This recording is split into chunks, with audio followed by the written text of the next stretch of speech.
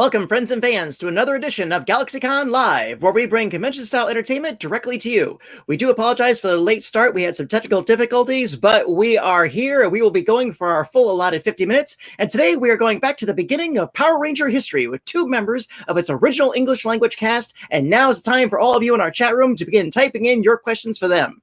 Immediately after this, you'll have the opportunity to talk to them directly through our private chat options, as well as purchase autographs, personalized video recordings, all of which are available right now at GalaxyCon.com. And without further ado, let's bring him out.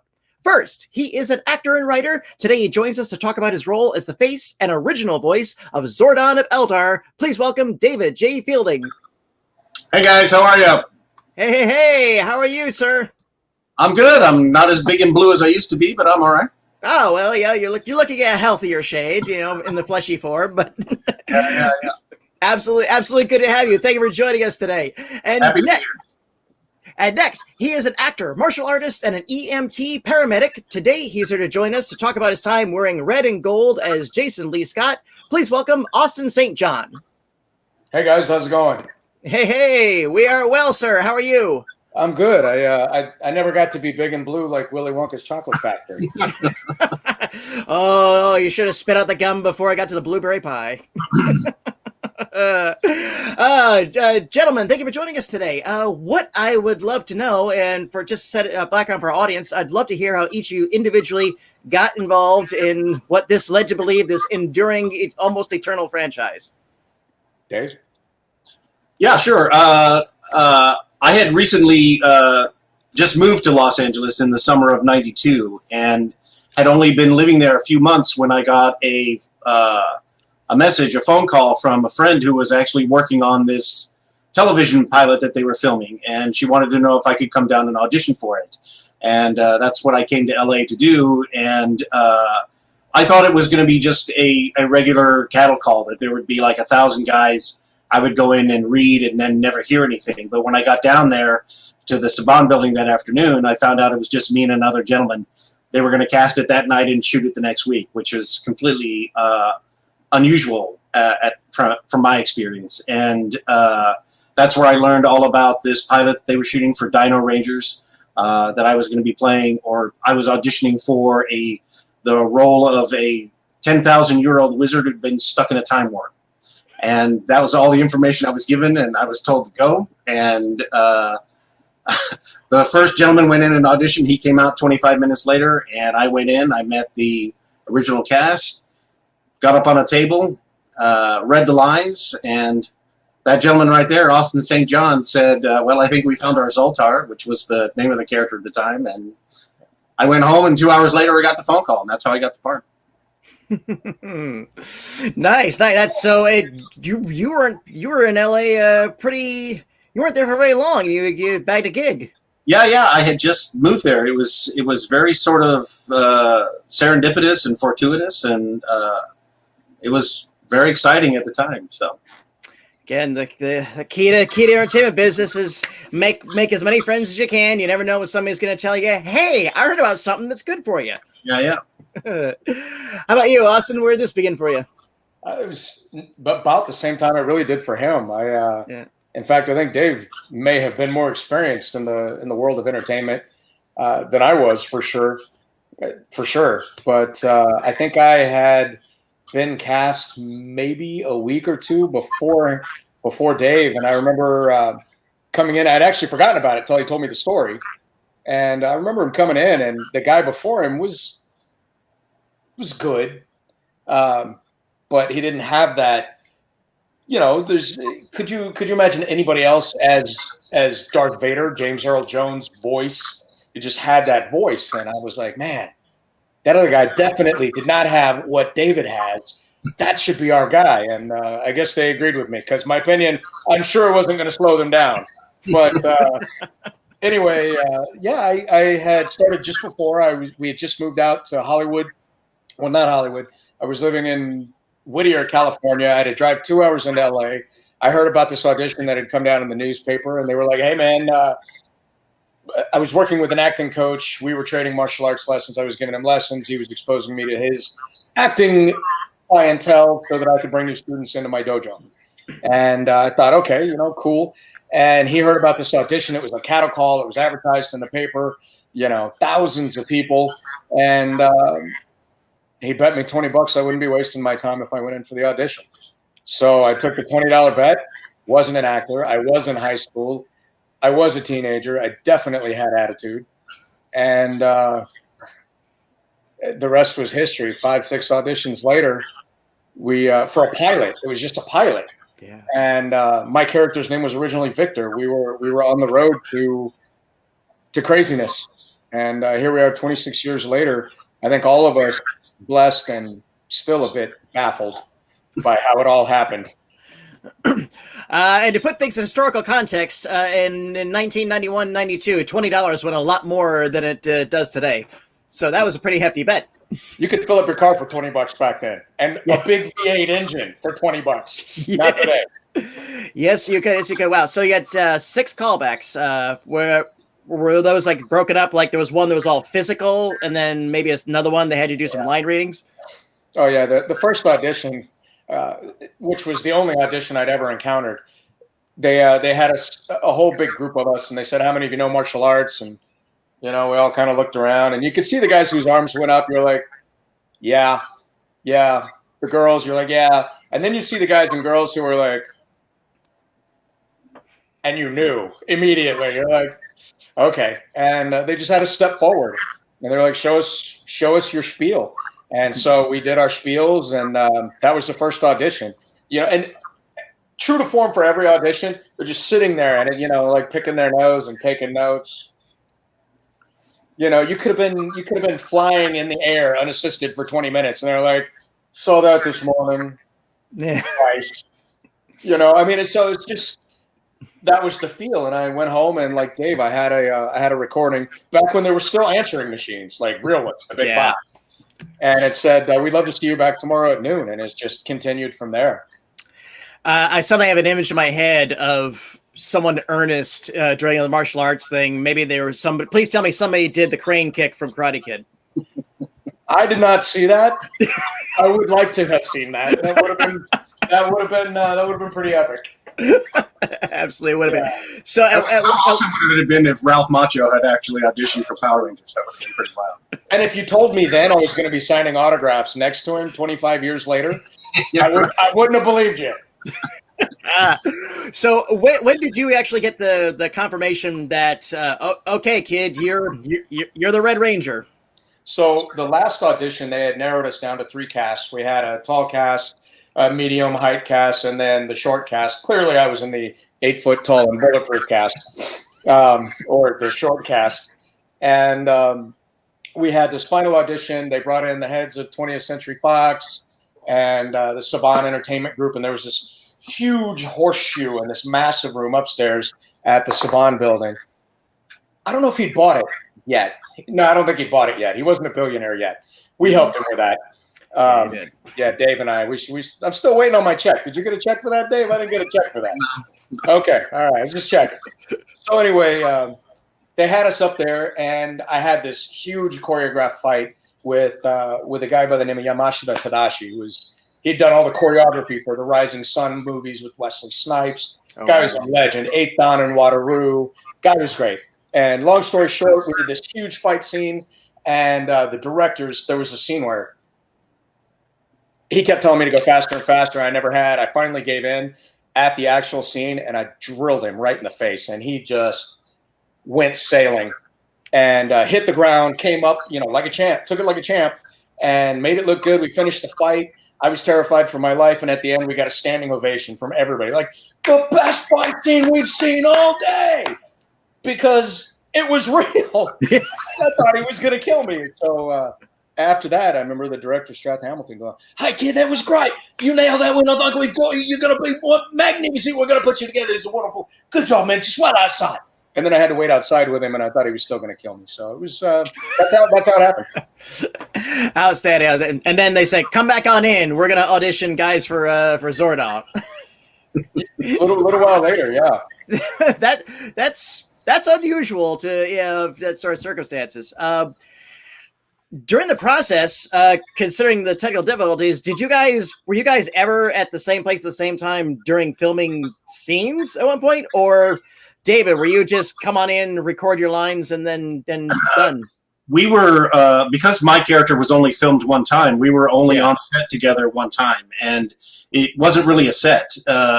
These guys got to go to multiple sets throughout the series. They would be in the juice bar, or they would be in the park, or they'd be at the command center.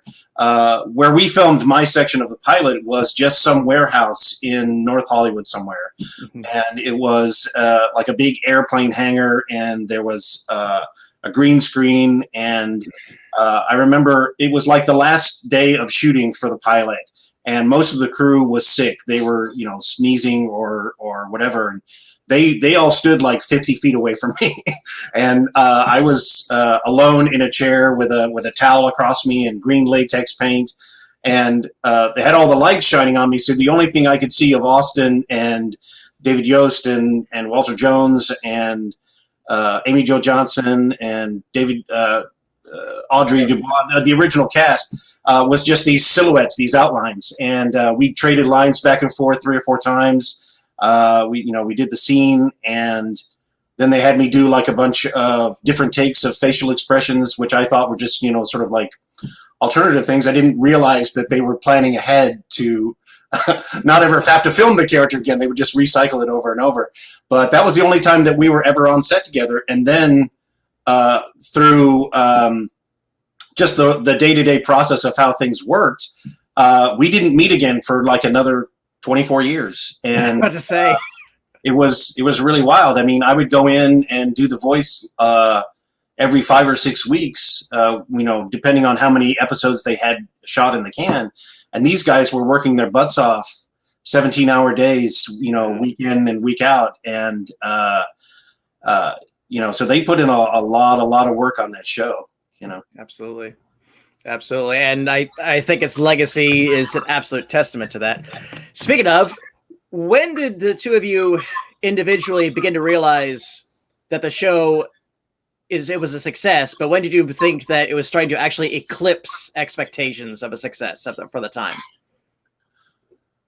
Dave? I remember I had left Los Angeles, and I was back on the East Coast. And I was walking through a mall at Christmas time, and KB Toys was just being swamped by all these people. And I was like, why is everybody rushing towards KB Toys? And went in there, and everybody was asking about Power Rangers toys. Where's the Power Rangers toys? I want to get the Power Ranger toys. And that was the first time I saw the Power Dome that had my face on it and all that. And I was like going, oh wow, I guess this thing is pretty big. That was my first real indication. I know these guys who are actually out there, they knew a lot of how it was going to be then. Yeah. For us, there was always they always wanted to maintain so much control, over the cast, because they didn't want us getting these big heads. And I can remember Walter Jones and we were on set. It was late, as usual, after dark. We'd had 16-hour day. And I'm sitting in the chairs you typically see in Hollywood sets with the high back and the cloth seat.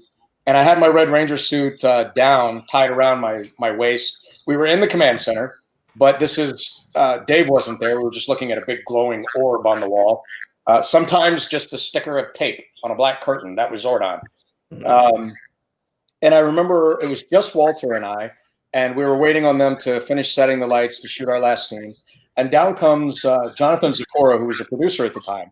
Mm-hmm. And he walks in, and everybody's tired. And he's like, hey, guys, I want to let you know that your show is #1 in the world. #1 children's show in the world. Good job, guys. And Walter and I sitting there, and we're reading, and we look at him. And we look at each other, and he turns around and goes back upstairs. That was the glory in our first year of filming, because we shot 5 days a week. We did ADR on Saturdays. So by the time Sunday came around, it was maybe work out and sleep. Yeah. And so the first time I got to see it in public, I got totally mobbed at a mall. And I didn't know what to expect. I was so clueless. But the very first exposure had no glory whatsoever. Wow. Walter told me the story about the infamous, I think it was the first live appearance in costume at Universal Studios, and how you guys shut down the highway. That was a whole nother thing. They broke Hollywood. Yeah, we did. They began to understand we were supposed to be in the smallest theater on Universal property, held maybe 1,000 people. We were going to do one show. People started camping out 2 days in advance. And they thought, gee whiz, we might have a problem here. And so they moved us to the biggest theater, which I think sat 5,000 or 6,000 people. The same theater they put Madonna, MJ, Aerosmith, like the big dogs in. And we started hearing, they're like, I can remember Shuki. So, we maybe, how would you feel about doing 4 or 5 extra shows? How would you feel about that? Is this good? You have no problem with this? Of course, we would pay you extra. And that accounted to hey, we'll give you a lunch break. That was extra. Yeah. So we did it. And I can remember trying to get in. They called us early that morning. They're like, we've got to come pick you up hours and hours ahead of time, or we're not even going to get you in. So I remember seeing the sky helicopter. The local highway in front of it was backed up for like 8 miles. They had the sky cam, and it led. Tom Brokaw did a story on it that night, and it was hilarious now, especially watching it in hindsight. He's like, Tom Brokaw style, and blah, blah, blah, is the news. And, finish, and then he launches into the whole Nancy Kerrigan thing, which was all over the news at the time. Oh, yeah. And he finishes up, and he's like, what could top that? The Power Rangers. And then he launches into all this aerial stuff, and fans going berserk. And I just thought, I don't really know how I feel about being let in by Nancy Kerrigan, but okay, good time. Gosh, absolutely. Yeah. And he mentioned about it. What was it like the first time you saw yourself in the toy aisle? It wasn't the toy aisle. They walked down one day and they told us that we had heard about this toy line. And they walked down one day and they handed us this little triangular box, and they handed one to, I may have been with Walter again. I don't remember who all was there. And they handed it to me, and I'm looking at myself, and I see this Red Ranger doll, and I'm like, oh, that's cool. And then I see a picture of me in the corner. And that was when I was positive that my opinion didn't matter, because I hated the photo. And they certainly never asked for my permission. Right. And I had a, typical comb over, it was an 18-year-old boy cut. It was horrible. Yeah. And, but even though I hated the photo, I remember sitting there going, wow, I'm on a toy. Like this is like my Superman doll as a kid, or my Spider-Man, or my G.I. Joe doll. That's what this is to kids today. And it was pretty mind-blowing. Absolutely.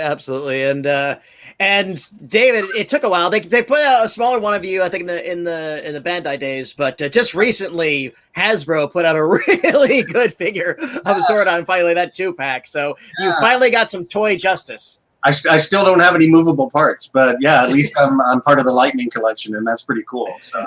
Absolutely. Hopefully you've been putting a lot of autographs on that piece. and hopefully more when society unpauses itself, and we can get you guys back on our stages in front of your audiences. We're really looking forward to that. What's been one of your most enduring memories of just being a part of all this?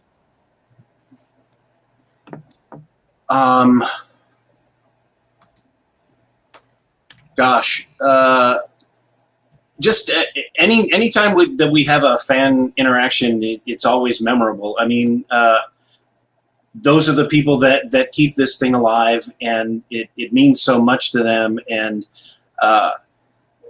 knowing that you're part of something that brightened people's day is just really, really something that lifts you up. I mean, if I'm having a bad day or whatever, I'm always constantly reminded that people really enjoyed the show, and they still talk about it today. So that's my enduring memory of what the show is and what it's become. So.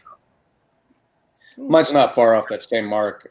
I mean, Dave and I have been around the world, and we've met fans of many cultures and races and religions, and you name it, we've met them.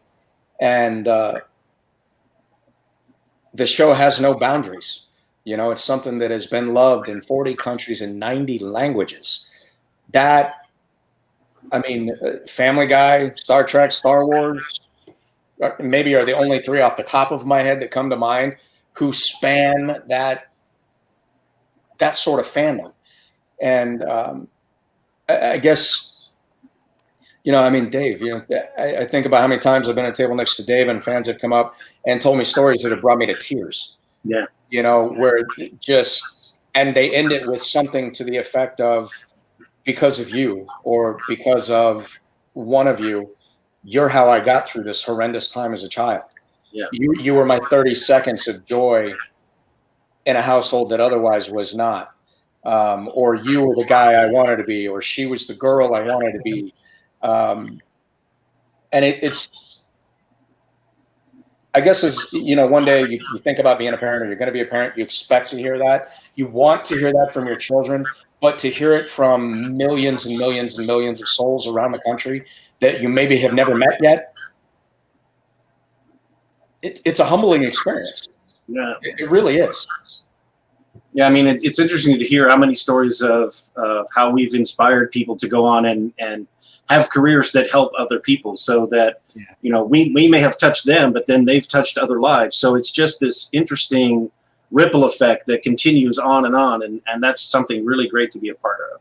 And now they're teaching their children. So, I mean, it's not done yet. You know, we're 3 generations and growing. It's just wow. It's just wow. Yeah. And again, I've seen both you gentlemen at your tables. I have seen you take such great care with your fans. You absolutely make each one of those moments like magical for them. And it's always, I always love walking by the Power Ranger section. See you guys all together, but I love seeing the variety of just the stuff they bring to you guys. You know, most people just have, all right, or okay, here's a phaser for the Star Trek guys, but I see the helmets, I see the costumes, I see the props, the toys, and it's just it's a pleasure to see you guys work, and I thank you for that. You know what? I thank the fans. I really do. Yeah. Absolutely. And speaking of fans, I think we've got enough from our chat room, so let's go ahead and roll. Jude, our amazing producer, ask him to roll the first one. From TJ Smith. Also say, John, what was your favorite moment and person to work with? Boy, I had a lot of moments. 120 plus episodes. That was a lot of moments. So I don't know that I could pick just one. Favorite person to work with, probably would have to have been Thuy Trang. She was an amazing person, and I know that her work and her love and her passion for her role are still felt around the world. So she probably would be the number one person for me. As far as my favorite moment, man, there's so many. I love being in the episode where Walter Jones, where Zach had a huge tarantula put on his shoulder and he totally flipped out. But because he was acting, he could say he was acting. But we know on the inside he was losing his freaking mind. So probably a favorite moment. I had other moments where there were wardrobe malfunctions. You know, the first suit they built for me, because I was built, and I may have thrown a kick or two at different times, and had a few instantaneous wardrobe malfunctions. So those are probably some favorite moments. I'll wait for those to come out on bloopers one day. You know, Easter eggs somewhere in the episode where my communicator broke. Normally we would answer the communicator like this. Yes, Zordon, come in. You know, you could always tell when I just done a fight and my communicator was broken and I hadn't had time to repair it yet because I'm holding it down here, holding the chain together. So those are some favorite moments. I mean, there's a lot. I could go on and on. No problem. Actually, David, do you have any favorite moments you can recall? Well, I mean, my favorite moment is always the first episode of the show when Zordon calls them Power Rangers for the first time and introduces the world to these 5 exceptional people that are gonna, you know, fight for them and stuff. So that's always my favorite. My second favorite moment is being welcomed back into the family after being gone for 24 years, and they're not being like a moment's difference. It's like we knew each other, we'd been around, and so that's my second favorite moment. Yeah, awesome. It's a brotherhood. Definitely. TJ, thank you for that. That was a great question. What Jude? What's next? From Jeff. Were you able to keep anything from the set? Are there any police on this stream? I mean, Well, I think we're past the statute of limitations at this point. Probably, yes, yeah. Dave, go ahead. I didn't take anything from the set. I left all my hair there, though, because they shaved me bald. So, oh, really? Okay. I left all my hair. I didn't take anything. Fix that real quick. I'm surprised I have any left. And Austin, you stole a lock of his hair from the floor, right? Man, I'm telling you, I watched him shave his head clean and then just paint him. It was a process. I'm like, wow, that's special effects. First time I'd ever seen it. Yeah. Who knew? So do you have any trinkets? No, man. I should have. Damn it. I can think of a few cast members who have acquired some items. Some who will flat out admit they completely stole them. Others that are like, well, this is what happened. I don't have any of those stories, but right. I really wish I did. This prop fell off the back of a truck. It just yeah, I picked it up. It was right in front of my house. I don't know what happened. Well, and again, given Mr. Saban's reputation, I imagine he might have been a little secure about anything going out the door. Yes. Jeff, thank you for that one. Jude, what's another one? From Leslie. Is there someone that you were starstruck meeting at a convention? Hey. All the time. I mean, the first time I met Sam Jones, who played Flash Gordon, that was a big moment for me. Flash was a film that I adored from the early '80s, and so getting to meet Sam, who's an amazing person, yes, who still remembers you every time you see him, and that he calls me by my first name it just still blows my mind. So there's that one.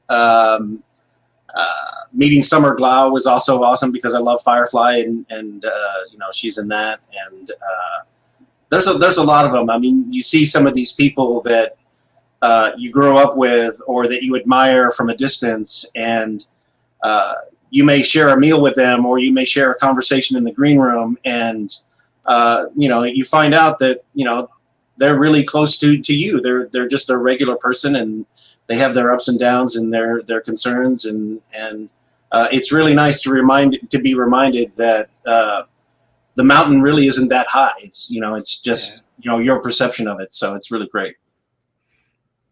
Yeah. I'll have to set up a lunch with you and Sam. We'll get lunch or dinner somewhere. I didn't know you knew him. Yeah. He's a great guy. Absolutely. Yeah, absolutely. For me, I haven't met anybody that blew me away. I've never. I've asked for autographs for family members. They're like, "You're going to be at a show with Tom, Dick, and Harry. Oh my God, would you give me an autograph?" So I've done that. But for me, I'm not an autograph guy. I think the one that I would love to meet that I have not. I wouldn't lose my poop. I don't want an autograph, but it would just be nice to shake his hand. Chuck Norris. That's a guy. I grew up. Chuck was the guy I wanted to be. When it wasn't my dad, it was Chuck.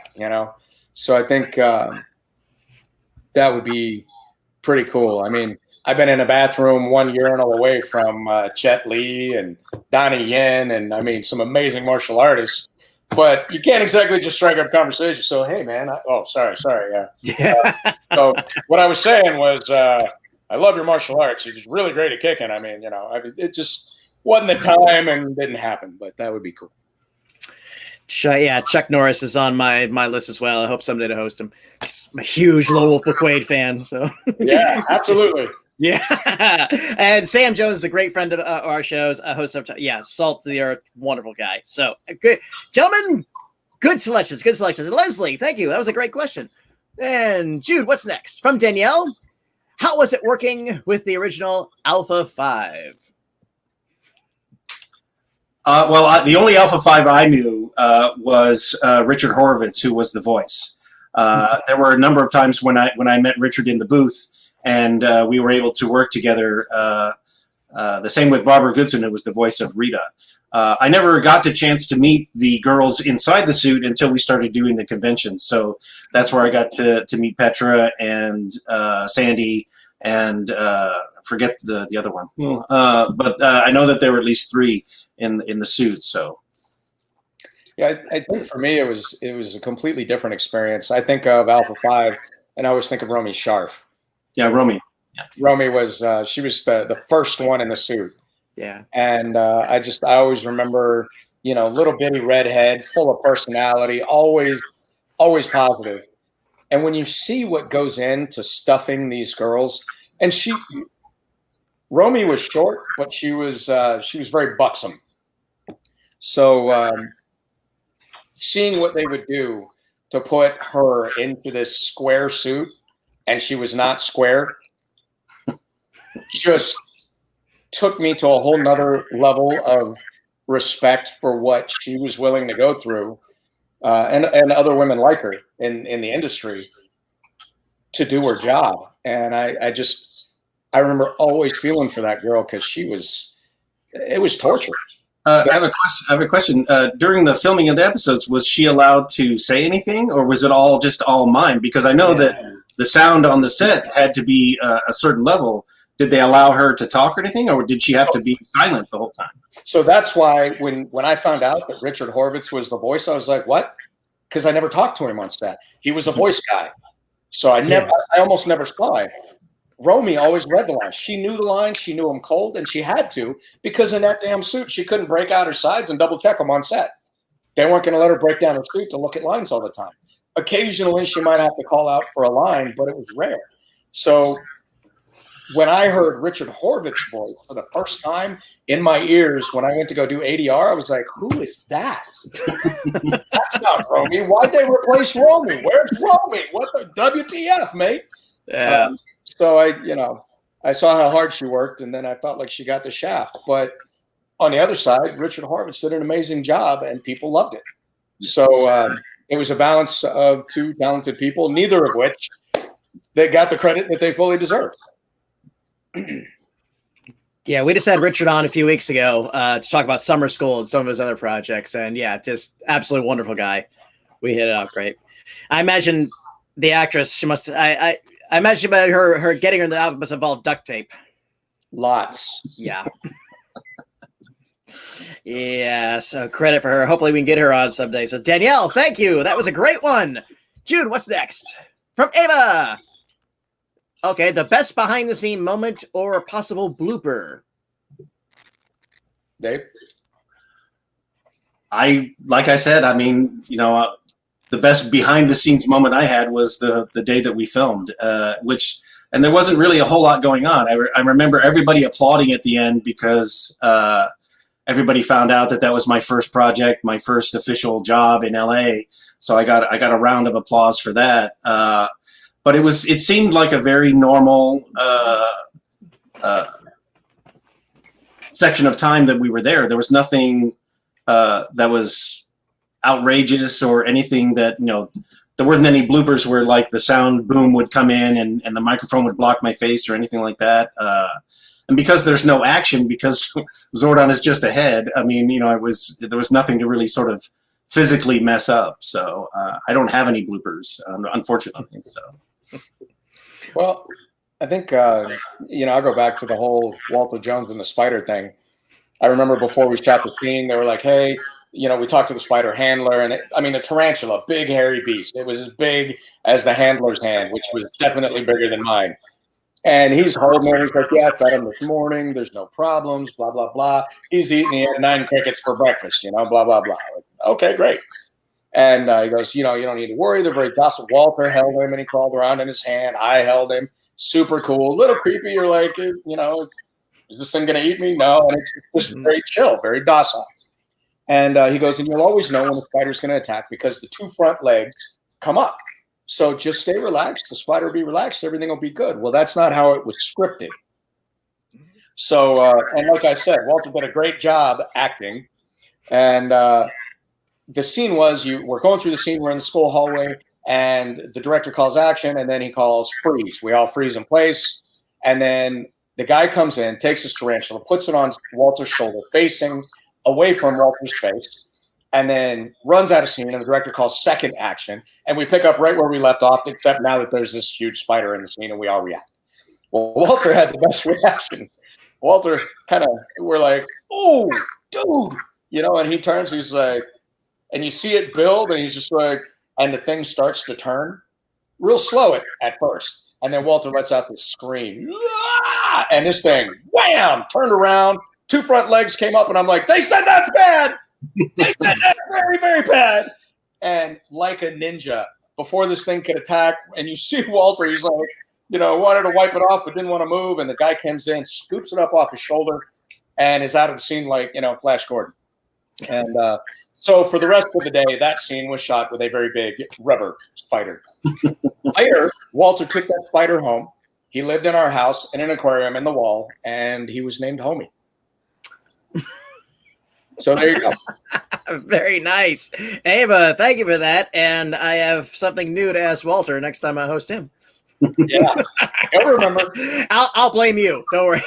Oh, he knows. That's okay. Yeah, it's all good. It's all good. Ava, thank you for that. Jude, what's next? From Nitro. Have you considered doing voiceover for anime or cartoons? Now, David, you have been doing a lot of voiceover.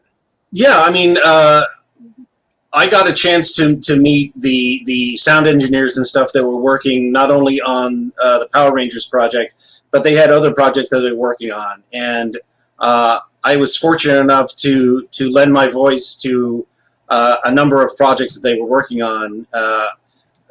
Film strips for schools. One was like a Bible film strip, so I got to do the voice of God in that one. Wow.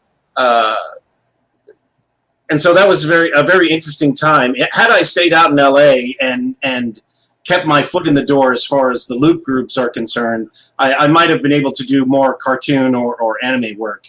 But after I left LA, I moved back to the East Coast and did voiceover for a number of video games. And so that's how I made my living for a while after I left LA. And it's very... it's not as easy as most people would think it is to provide voice work for these things. And you have to have a real affinity for being in a booth and doing multiple takes of the same line over and over. And you have to be just as committed and present when you're doing the voiceover as you are if you're on camera.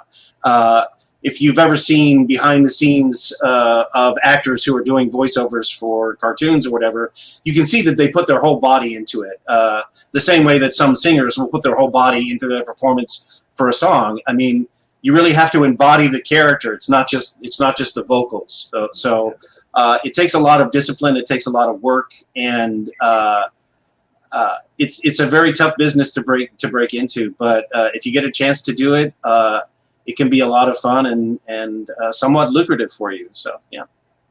Absolutely. That's true. I just did voiceover for the latest Power Rangers game, which is out now. I did these long, did a couple of speeches, thus before we go into battle, blah, blah, blah. Wasn't quite Braveheart, but you get the point. And, then we defeated Tommy's army and all that stuff. So there was some cool stuff. That's the most recent stuff I've done. I've got a video game I'm working on called Black Salt Corruption, which is coming out later this year. And, voiceover for that is challenging for sure. And, just like Dave says, you got guys, you get actors that are like, oh, I'm so happy. And you watch it and you're like, I don't know if I really believe that. And then, thank you. And then, you've got other actors that you just look at and you don't have to be told they're happy. They don't have to drop the line. You see it, you experience it. And it's the same thing on a microphone. And it's a very intimate setting. And it's hard to bring a lot of energy to bear in an enclosed soundproof room that is dead silent. Dead silent. No, you can't hear anything except your own voice in your earphones if you choose to use those. And you've got to deliver that same quality and the same energy on every take. So it's a process. It's not easy. And I've got other stuff coming up too, but we'll get to that later. No problem. And speaking of experiences, a reminder to our audience, if you'd like to chat with our panelists like I am now, purchase an autograph, or get a personalized recorded message, please head over to GalaxyCon.com right now and sign up while we still got some slots available. So, Jude, I think we got time for a few more. Let's roll the next one. From Brian. I bought everything Power Ranger related when I was growing up. Well, congratulations, Brian. Your parents were very generous. What was the strangest piece of Power Ranger merchandise that you've ever come across?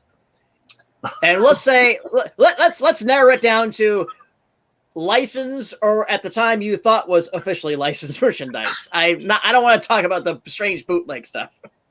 Well, that's where all the fun, strange stuff comes from. Yeah, it really is. Your choice then, because I wanted to give you guys a parachute just in case, but feel free. Well, I mean,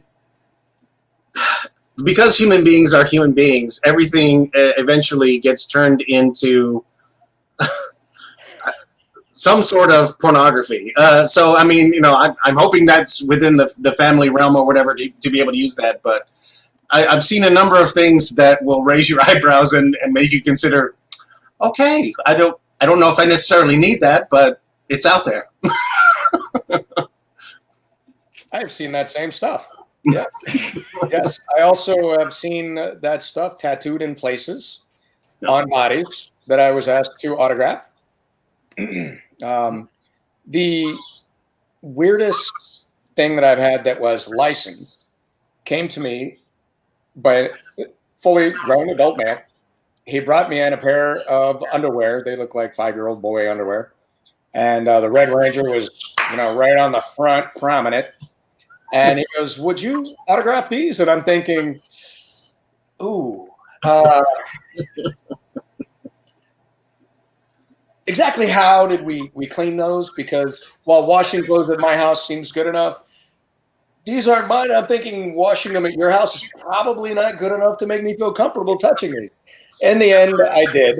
I signed them, and he went on his way. But that one struck me as weird. Yeah. I'm glad you have them. Yeah. You sign them. And as a guy, you're looking at these going, I swear if I see a stain or a discoloration, this game is over. It's so amusing to know that a show that's very sort of G-rated, a lot of it has become much more intimate than that for some people, and that's very strange. But hey, whatever floats your boat, man.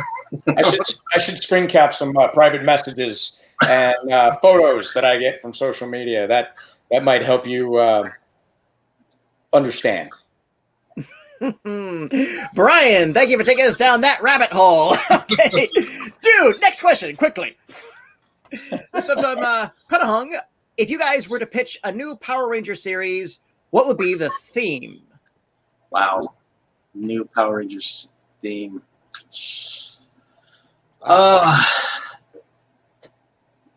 That's a really hard question because there have been so many different fan takes that I've seen or that people have presented to me that are really, really cool, that take the series off into different directions.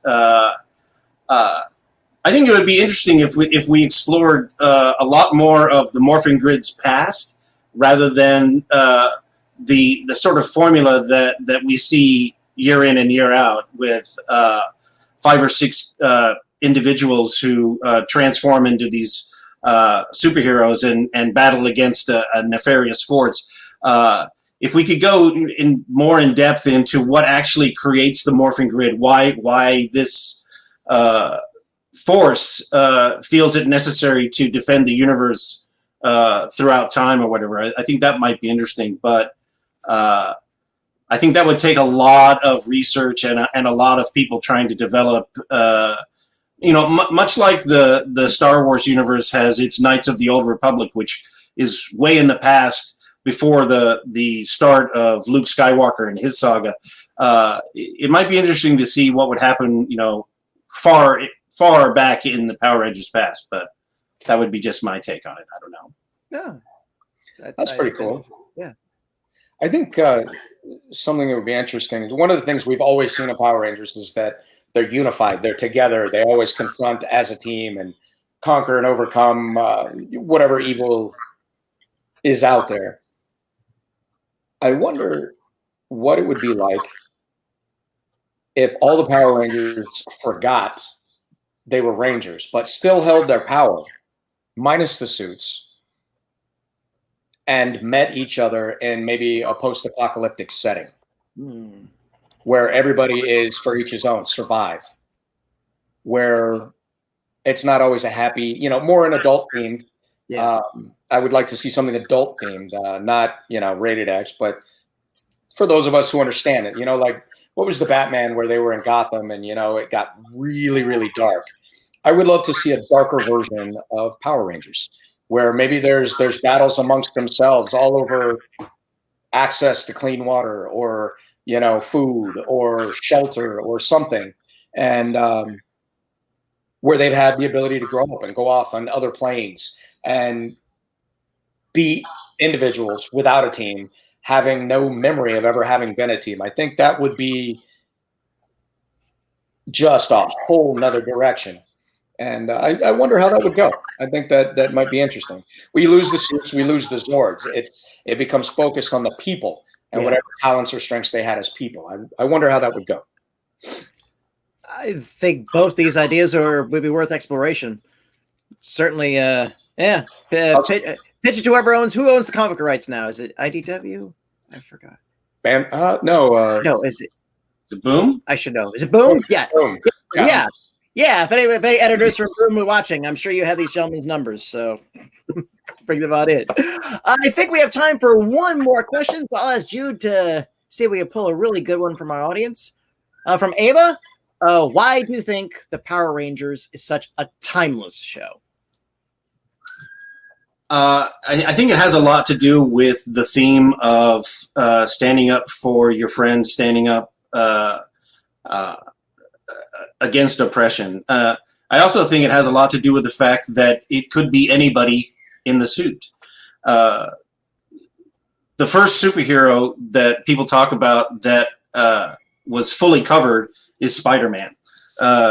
Stan Lee talks about how that was the first concept design where you never saw some portion of the hero's face. And he talks about that's why Spider-Man was so popular, is that it could be anybody in the spider suit. And that's very true for Power Rangers. It can be anybody in the blue suit or the black suit or the yellow suit, the red suit, whichever one. It could be anybody. And so that's why I think a lot of the kids, aside from them actually having the physical toys in their hands, the day the show aired, that was a big part of it too. But I think the fact that it's just that it could be you inside the suit, I think that's why it's timeless and why every generation sort of adopts it as their own, because that's me. I could be that.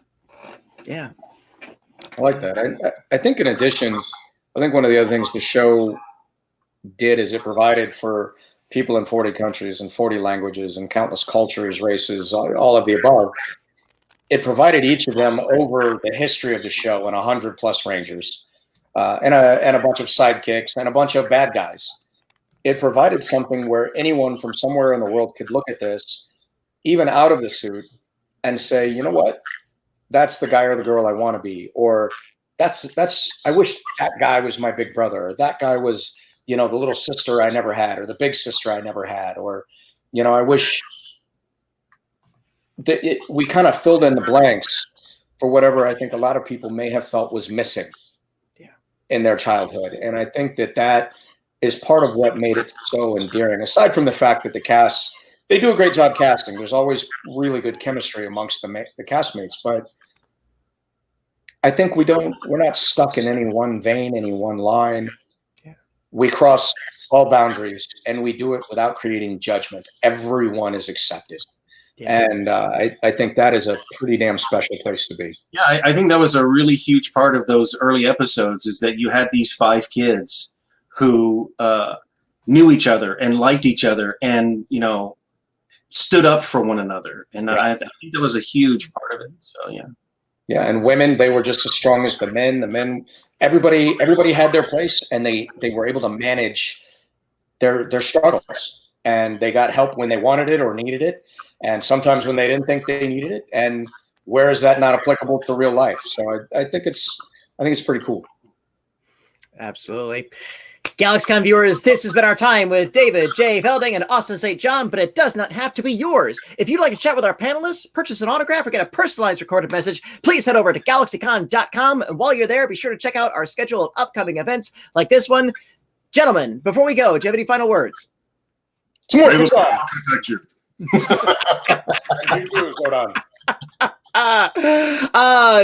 Thank you for joining us today. For all of us here at GalaxyCon, we look forward to having you back on our stages in front of your fans. And to our audience today, thank you for joining us. Thank you for those great questions. And we hope to see you again tomorrow. We'll be joined by the cast of Team Juniper. And this weekend, GalaxyCon Live will be hosting more Power Ranger guests, as well as guests from Star Trek, the Rocky Horror Picture Show, and the voice of Mario and Luigi himself, Charles Martinet.